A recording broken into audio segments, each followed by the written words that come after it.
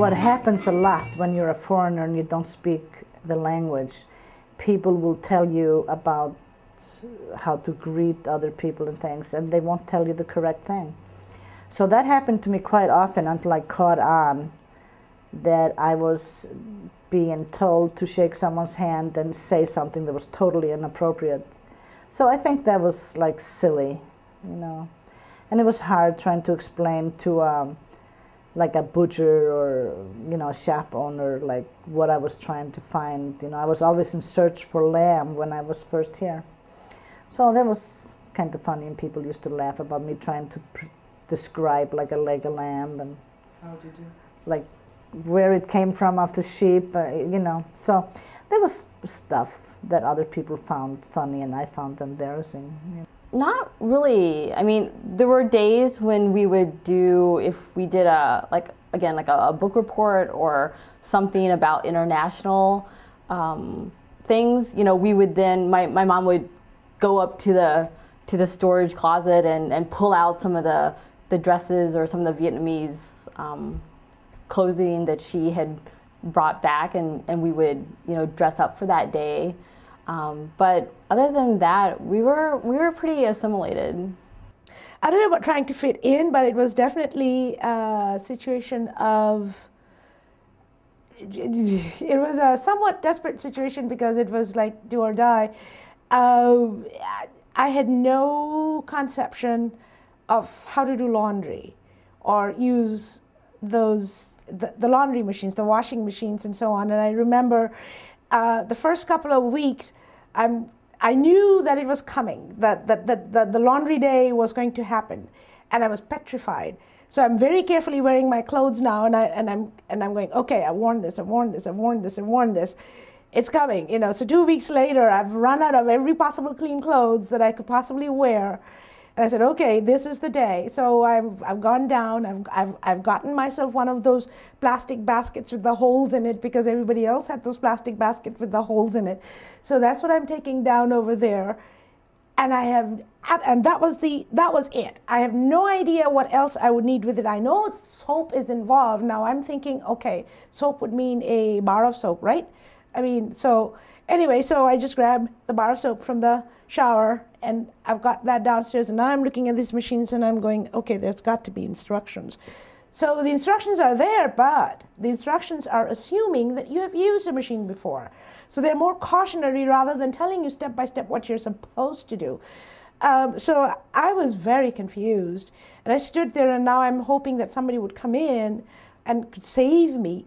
And somebody did. It was one of the guys from the basketball team, you know, who was all of 2 feet taller than I was. So this guy comes in, and he's about to do the laundry, so I went up to him and I said, excuse me, and I'm looking way up over there, you know. Anyway, when I came up to his waist, and I said, could you please show me how to do the laundry? So he looks down at me and he goes, why? Haven't you done laundry before? No. You know, and he's like, who did your laundry for you before? Servants. In very small voice, because it was like, you know, it was so embarrassing, because he gave me this dirty look about servants, you know. You know, you must have thought I was a spoiled brat, but it wasn't that at all. I just didn't do laundry, and I never had done it. It was very embarrassing. I came from a fairly well-off family. My father is actually was very well known in the media. He was a film star, if you want to put it that way, and a producer and a director later on in his life. And he was he was known in his time, the matinee idol of films. And excuse me. And I grew up in that environment of the film industry. So the Bollywood that we all see nowadays of, you know, Hollywood in India was pretty much the same environment in my home and among the people and the society that my parents kept, although the social structure was obviously a lot more diverse than that. So, I mean, we had a number of servants. Now, a lot of people confuse that with, oh, you had slaves. No, it had absolutely nothing to do with slaves. I mean, they're servants. I mean, they were paid people who went home in the evenings to their own homes. They would come during the day. There were a couple who did stay overnight. They were live-in servants, and they were there. There was the nanny and the cook and the maid and the drivers and the gatekeepers and the gardeners and the usual service people that one would associate with any large homestead, if you will, or estate. There's so many of them. Okay, there was when we first came to America, we used to watch a lot of wrestling. When we first came to America, and Hulk Hogan and all of them back in the day. And my father, he was throwing a party, and he did, at the time he didn't speak English at all, and he said, "May, we have to buy some, some alcoholic beverages for our guests." So I'm like, "All right, Dad, we're just going to the store." I'm thinking we're just picking some food up, and I'm like, "All right." So we go, and I'm like, "Okay, what is it called? Like, for real, what is it called?" And he was like, "Okay, it's called Hang Hogan." Yeah, that's what it's called. I'm like, "Okay, Hang Hogan." So, I was as nervous as can be, I don't know.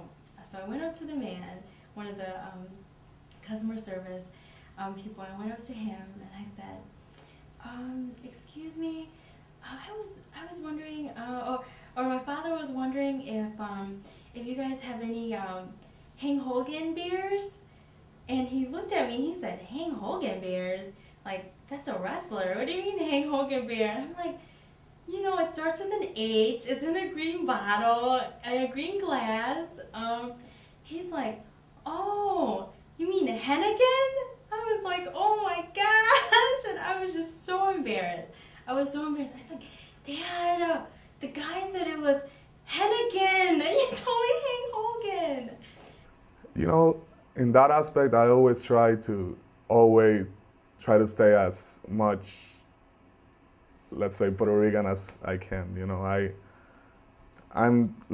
I was raised really patriotic, and even though we are part of the U.S., my family and the environment that I was raised on consider themselves as a country. And when I came here, that wasn't a problem for me. I felt like I was Puerto Rican, and I don't care what people say, what people do. What should I do to become American? I never think of that, I always dress this way. I only put jackets on, though. That's the only difference. When I came here, I didn't speak English.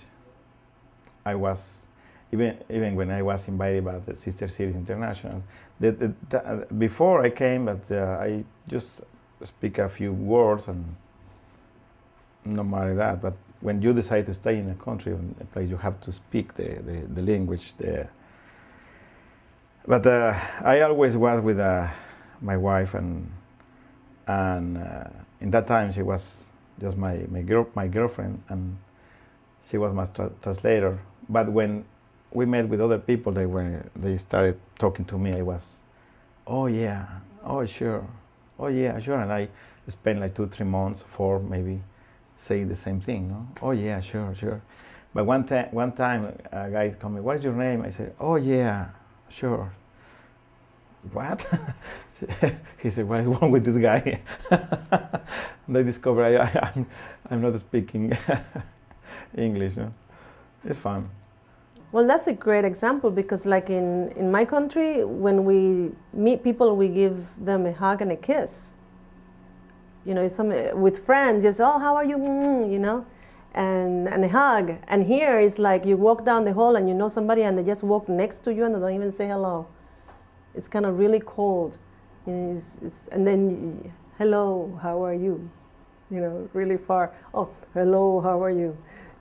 It's like really cold in that way. And we're really huggable and touchy, and loud too. So it's something that in this country you have to